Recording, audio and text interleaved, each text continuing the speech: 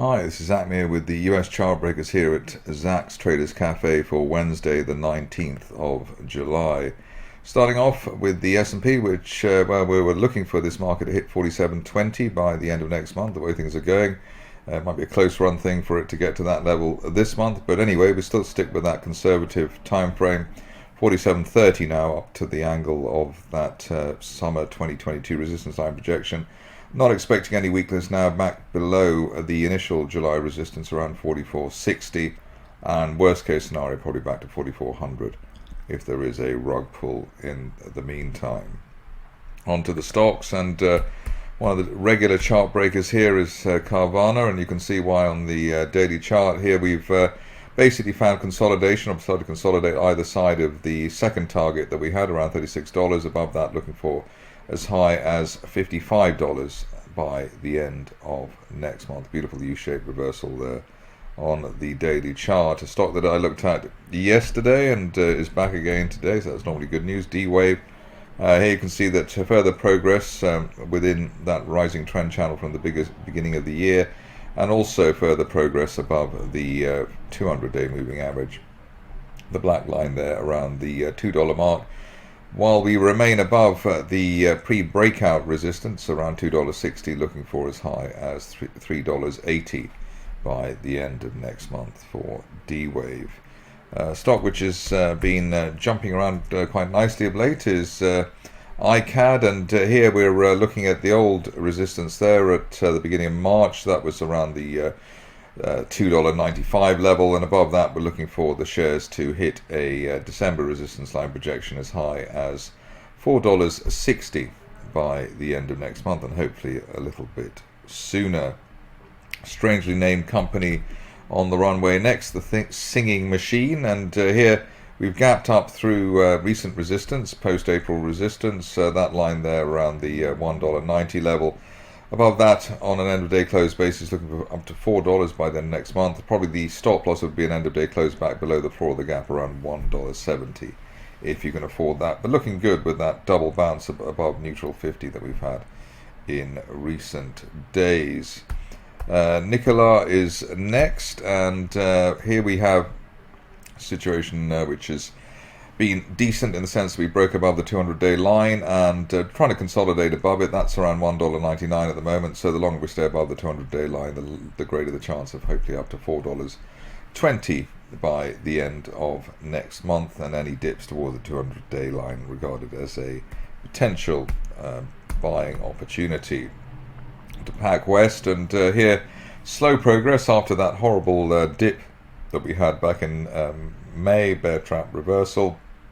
Here we've now got the 50-day moving average rising around $7.35. We've got the floor of that rising trend channel from back in March at $8, and above that looking for not only a break of the $10 area, which is the March resistance line, but actually heading up to $16 maybe over the next 1 to 2 months. But the key here really is obviously breaking through the $10 zone, which hopefully will be done relatively quickly. A double bounce of the RSI so far this month on neutral 50, so that does suggest a decent attempt will be made quite soon to head higher.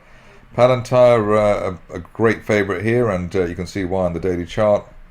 We had a bit of a wiggle either side of the second target there, but shares on their way towards maybe the ultimate resistance line target, one from back at the beginning of last year.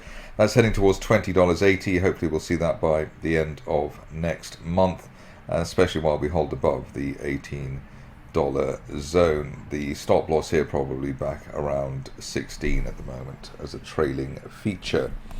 New name I think is next with Pagaya Technologies, and here you've got to look pretty closely at the recent price action, because obviously we've dropped a long way, but we do have a rising trend channel from back in November. That's heading towards $2.60. Hope looking for that by the end of next month, while we remain above previous broken resistance rather, around $1.70. So above $1.70, looking for $2.60 by the end of next month on Pagaya.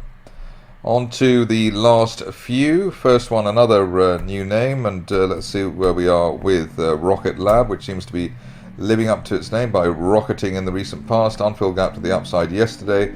Looking for an initial target here up towards $8.80, which is a early 2022 resistance line projection.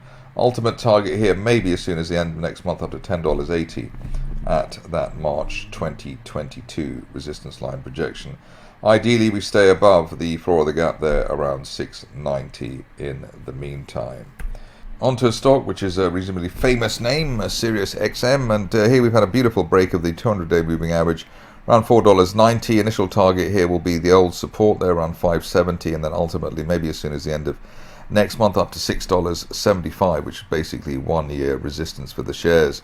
But a nice W-shaped reversal there, and gathering pace for Sirius, especially while we hold above the 490 zone. On to Transocean, which is a frequent flyer here. We've got nice breakout situation, rising trend channel there from back in June last year. Recent support at old resistance, so above $7.70. We're looking for ongoing moves to the upside, and ideally up towards the $10 mark, which is the top of that rising trend channel, and hopefully we'll see that as soon as the end of next month, or perhaps even sooner. Finishing off with a recent new addition, Vroom, and here a nice consolidation either side of our target there, our target zone that we had around $2.10. Above $2.10, then we're looking for a fresh move to the upside towards an early 2022 resistance line projection as high as $4, perhaps as soon as the end of next month. In the meantime, don't really want to see any price action back below $1.80, which was a previous resistance back in September last year. That's it for me today. More updates tomorrow.